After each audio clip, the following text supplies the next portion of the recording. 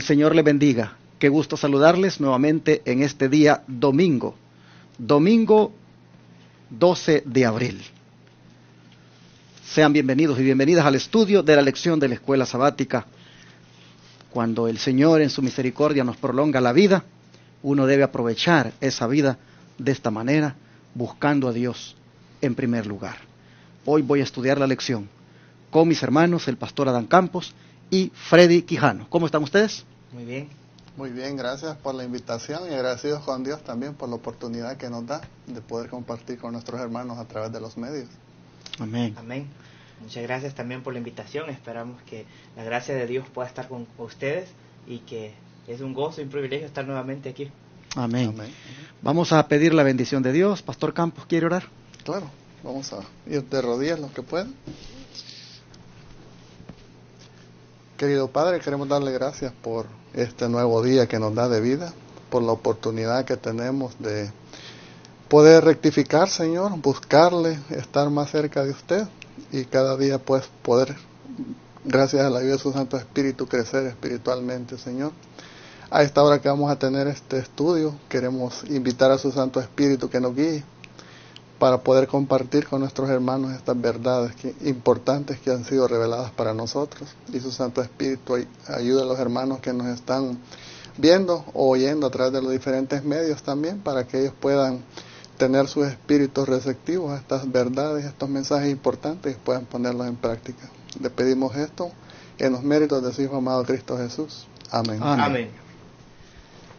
La lección para esta semana tiene por título El Pacto Restaurado. Como dije al principio del trimestre, son 3 lecciones dedicadas al pacto. Y vamos a estudiar sobre el pacto restaurado, pero retomando aquellos momentos tristes cuando el pacto fue quebrantado. Porque muchas cosas que ocurrieron en derredor de ese lamentable acto, pues no se tocaron. Entonces la lección de hoy, pues va a retomar desde ahí los incidentes que tuvieron que ver alrededor del pacto quebrantado. Tenemos que verlos para que entonces miremos la restauración de dicho pacto. Volviendo a ese momento, hoy la lección nos habla del momento cuando Moisés rompió las tablas de piedra. ¿Qué trajo Pastor Campos Moisés cuando descendió del monte? ¿Y cómo interpretaron Josué y Moisés el bullicio que provenía del campamento? Sí, vamos a invitar a nuestros amigos, si nos están sintonizando y tienen sus Biblias a la mano, si buscan por favor en el libro de Éxodo capítulo 32, versos 17 y 18. Para que ustedes nos puedan ir siguiendo ahí cómo va a estar el relato bíblico, como hacía el pastor Orlando. Dice en Éxodo 32, 17 y 18, y cuando oyó Josué el clamor del pueblo que gritaba, dijo a Moisés, alarido de pelea hay en el campamento. Y él respondió, no es voz la de alarido de fuertes, ni voz de alarido de débiles, voz de cantar oigo yo. Qué impresionante, ¿no? Como dice la pregunta, ¿qué traía Moisés cuando descendía del monte? ¿Y cómo interpretó Josué y Moisés el bullicio que oían? Dice que cuando Josué lo escuchó, él dijo, una batalla en el campamento, estamos siendo atacados, ¿no? Te imagino yo que agarró su espada listo para correr, y Moisés dice, oh, no, espera un momento, dice, eso no es lo que yo oigo. Dice, yo oigo un cantar, como gozo, no era un grito de gente que estaban asustadas ni de gente gritando, atacando. ¿Qué contraste, ¿no? Que tuvieron como los dos escucharon el mismo ruido, pero la interpretación que uno tenía y de otro, qué diferencia, ¿no? Es impresionante cómo. Pero es interesante lo que dice el versículo 16. Porque vamos a leer del 15 mejor. Si gustas tú, Freddy, nos lees del 15 al 16 y nos comentas para que quede mejor contestada la pregunta, porque dice, ¿qué trajo Moisés cuando descendió del monte? Amén. Y cómo interpretaron Josué y Moisés el bullicio que provenía del campamento. Dice. Ya el pastor, ha hablado de lo que estaba viniendo del campamento, el bullicio que había, pero concéntrate tú en lo que traía Moisés ese día. En el versículo 15 nos dice, y se volvió Moisés y descendió del monte trayendo en su mano las 2 tablas de testimonio, las tablas escritas por ambos lados, de uno y otro lado estaban escritas. Y las tablas eran obra de Dios, y la escritura eran escritura de Dios, grabadas sobre las tablas. Vemos aquí que pues Moisés traía los 10 mandamientos, las dos piedras que Moisés las había hecho, pero el Señor había escrito en esas piedras.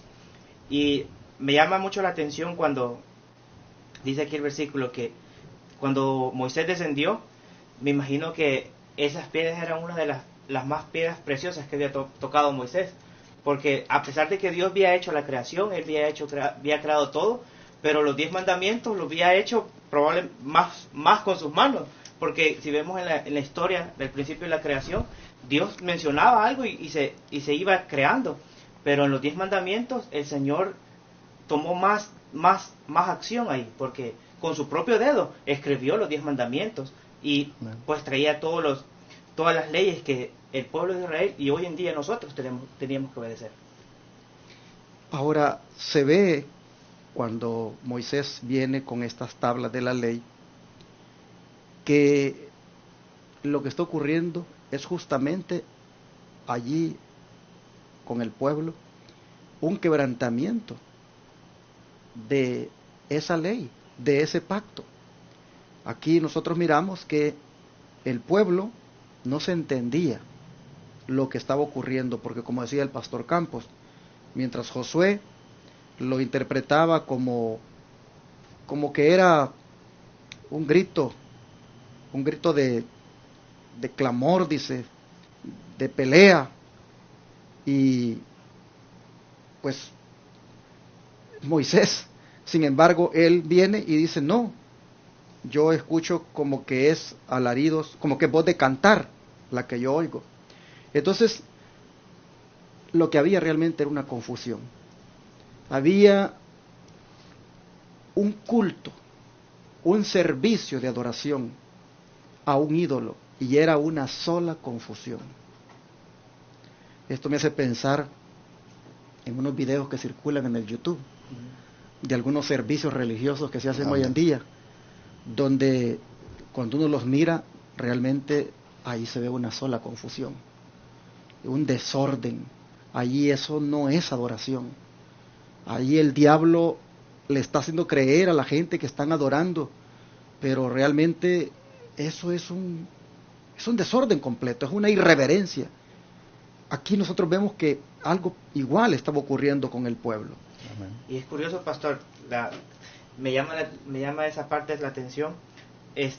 Hace un tiempo yo estaba estudiando la historia del antiguo de Babilonia, de los egipcios y todo, y el pueblo de Israel tenía todavía en mente de cómo ellos adoraban allá en Egipto, porque según la historia, el pueblo de Israel estuvo mucho tiempo viviendo en Egipto y todas las costumbres que en Egipto hacían, ellos también querían sacarlas, no se habían olvidado, porque si estudiamos la historia en Egipto, las fiestas eran idolatría, había sexo, había de todo, y pues me imagino que el pueblo de Israel, adorando al becerro, ya cuando estaba en ese punto, se le olvidó que Dios todavía estaba con ellos, y es curioso que para que Moisés hubiese escuchado diferente la acción, era porque verdaderamente había un desastre ahí, en esa fiesta que ellos estaban haciendo.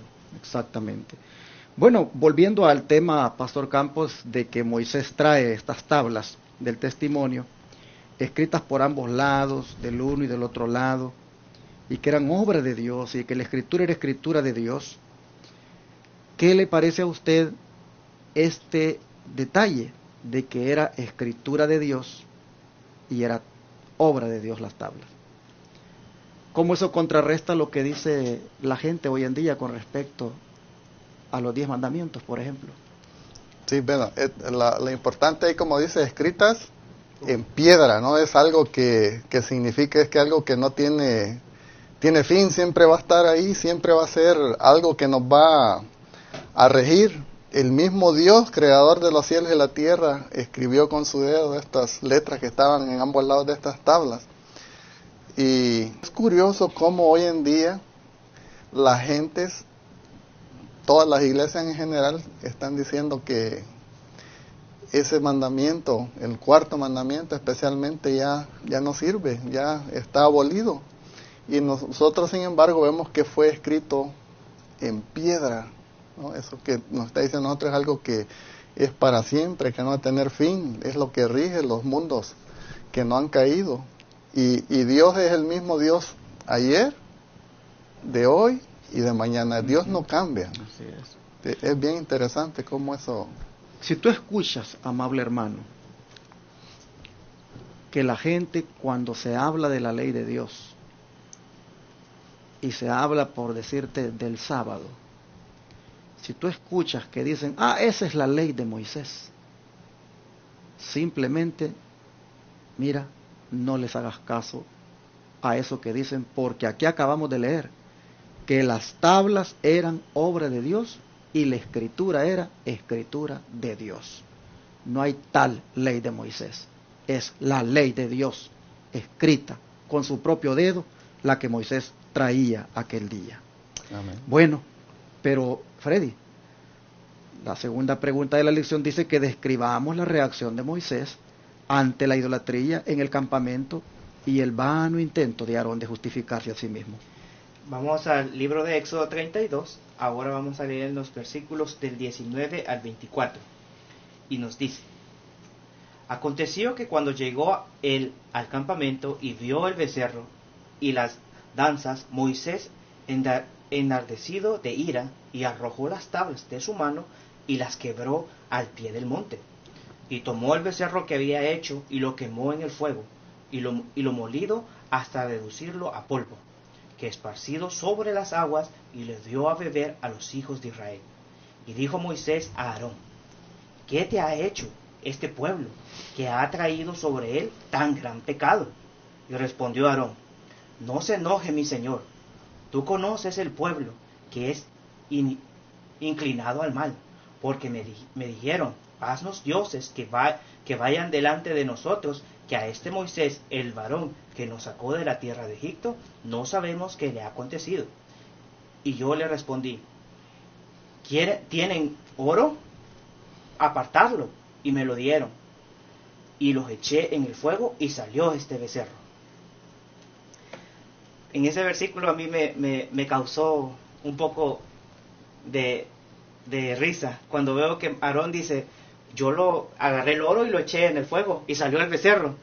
Y me transportó directamente en aquel momento cuando la serpiente engaña a Eva y Eva le da el fruto a Adán.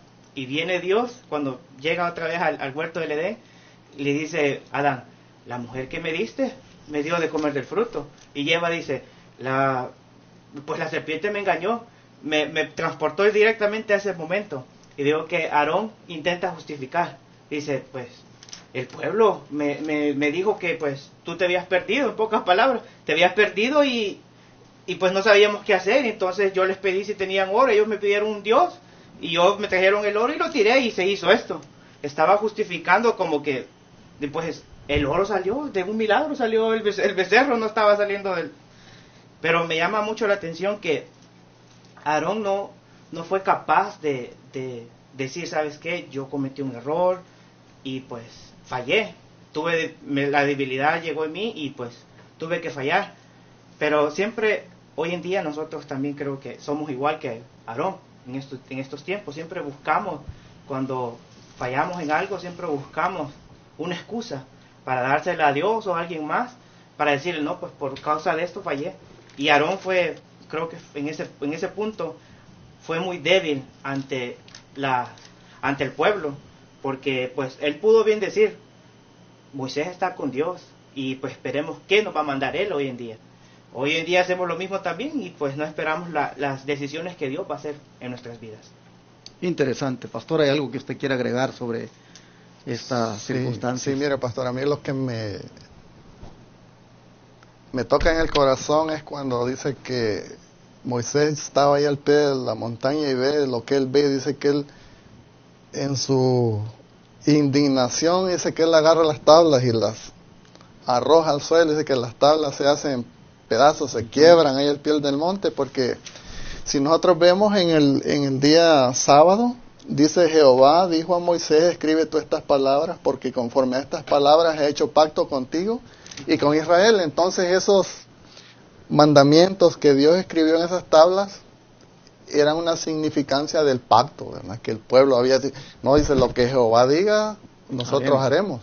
Ahora ellos están ahí adorando al becerro, y cuando ellos hacen eso, ellos quebraron ese pacto. Que entonces cuando Moisés quiebra estas tablas, y eso es lo que es mensaje inmediato al pueblo hoy, ustedes quebraron el pacto que habían hecho con su Dios. Eso fue lo más triste y lo más terrible en ese momento, que esas tablas pues el pueblo con su actitud pues las quebró el pacto que tenía con su Dios. Bueno, Aarón insinuó de que se había hecho un milagro.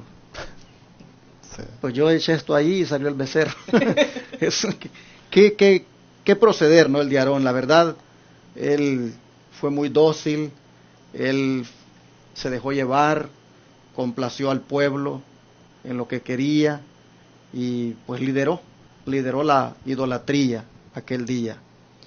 Así que nosotros vemos que Moisés no puede soportar eso y también quiebra las tablas, como diciendo, ustedes quebraron el pacto, pues Dios también lo quiebra con ustedes, no hay más pacto. Qué triste. Bueno, veamos el don profético cómo describe esto. A ver, Pastor Campos, si lee y luego entre los tres sacamos algunos puntos que nos interesen.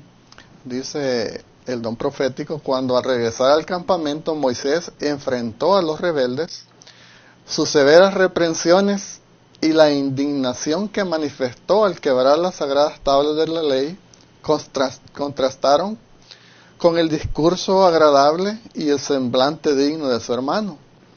Y las simpatías de todos estuvieron con Aarón. Para justificarse, Aarón trató de culpar al pueblo por la debilidad que él mismo había manifestado al acceder a sus exigencias. Pero, a pesar de esto, el pueblo seguía admirándolo por su bondad y paciencia.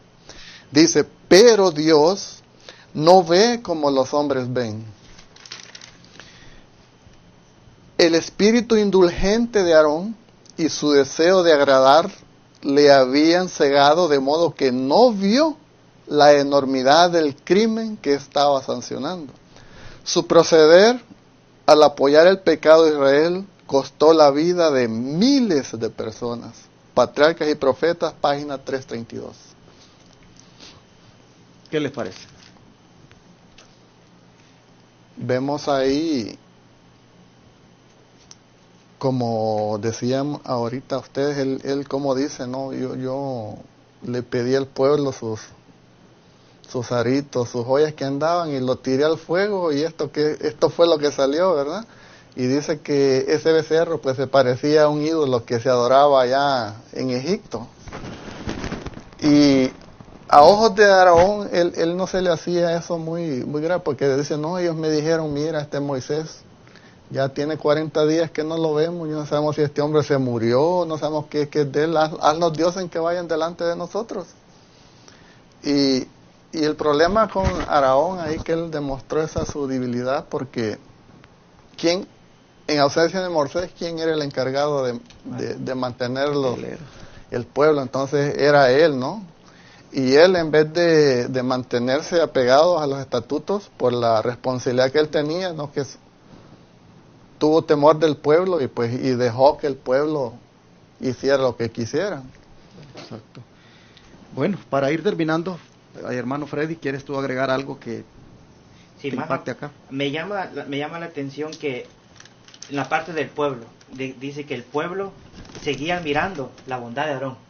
Creo que hoy en día pasa también en estos tiempos, cuando alguien decide ceder a algo que está mal, y pues para tener contenta a la gente, pues si haces algo malo, yo soy un rey ante ellos, porque los dejo hacer el mal. Y me imagino que el pueblo estaba enojado con Moisés porque Moisés estaba en contra de todas esas cosas, esas adoraciones falsas. Y el pueblo pues admiraba mucho a Aarón por dejarlos hacerle las cosas que hoy en día también pasan. Y yo creo que hay pastores también que hoy en día dejan un ejemplo, usar la batería para que los jóvenes estén contentos en la iglesia. Y debemos de tomar en cuenta eso. Es muy importante que el Señor es un Dios de orden. Y no debemos de satisfacer nuestras necesidades, sino que debemos de obedecer lo que el Señor nos manda en sus mandamientos y en toda su escritura. Mira que dice acá que Dios no mira como los hombres ven. Amén. Aarón eso le pareció pues justificable. En cierta manera tú tienes la culpa, Moisés, porque pues, mira hasta qué horas aparezco, hasta cuándo apareciste, ya nos tenías nerviosos a todos aquí. Y entonces el pueblo en cierta manera tenía razón. Entonces así lo miró, dice que tenía un espíritu indulgente y su deseo de agradar le habían cegado, de modo que no vio la enormidad del crimen que estaba sancionando. Así a veces nosotros también, como líderes, en el afán de agradar, de ser siempre tal vez un líder popular en la iglesia, un líder querido, en el afán de ser un predicador que siempre guste de ser escuchado, pues no nos atrevemos. ¿Sabe, pastor? ¿Sí? Esto es que estaba comentando, yo cuando la estaba haciendo repaso de la lección en mi casa, yo me recordé un día que una vez usted hizo una predicación y un sábado que yo llegué en la mañana, ahí vino una hermana muy enojada y le decía a usted, mire, vaya para el parqueadero, ya le metieron sus cachetadas y usted se consciente, hombre. Y se me vino eso a la mente y sabe que, y dije, wow, eso es muy... Porque yo una vez estaba teniendo un tema y le digo a los hermanos, miren hermanos, en una ocasión cuando los filisteos tomaron el arca de Dios, uno de los castigos, las plagas que Dios les mandó, era que había una infectación de ratones y a medio mundo en el pueblo les salieron hemorroides. Entonces, entonces una hermana, se me quedó de ver, yo vi que la hermana se enojó y cuando salieron, él, oye, dice, usted está mal. Dice, ¿de dónde sacó que esta gente tenía hemorroides? Y yo me le quedo viendo, pues le digo, si dicen el espíritu de profecía, hermano, no, dice, ese libro está infiltrado, ¿de qué año lo compró? Dice, porque el mío es viejo, bueno, le voy a hacer el libro, lo compré hace 20 años, hermano, le digo, no sé si tendrá algo más. No, me dice, yo voy a ver el mío que tengo en mi casa. Y se fue, entonces el próximo sábado, yo, no, hermano, discúlpeme, si dice hemorroides. Y bueno, yo me le digo, bueno, hermana, le disculpe la pregunta, ¿y usted por qué se molesta? Porque tenían hemorroides. O dice, es que yo tengo hemorroides también. Y entonces, no, pues le digo yo, discúlpeme, yo nomás leí textualmente lo que dice así, pues el pastor dice textualmente lo que dice la Biblia, el espíritu de profecía, y hermanos que se molestan. Me molestan, sí. La verdad, hermanos, es que uno tiene la opción de ser como Aarón. Es decir, hay llevarla, como dicen, de tal manera que no se acarree problemas, pero cuando tenemos la responsabilidad como predicadores, tenemos que dar los mensajes de la manera como Dios los ha dejado en su palabra. Amén. Y no podemos estar por querer ser todo el tiempo bien vistos, pues evadir temas que son a veces muy duros y solamente hablar de lo que la gente quiere oír. Así que bueno, hermanos, de esta manera vemos las circunstancias en las cuales las tablas fueron rotas, en las cuales las tablas fueron quebradas, en las cuales el pacto pues fue quebrantado. Estamos todavía, como vemos, yendo hacia atrás en lo que veíamos la semana pasada, porque todavía habían detalles de por medio hasta llegar el momento cuando el pacto es restaurado.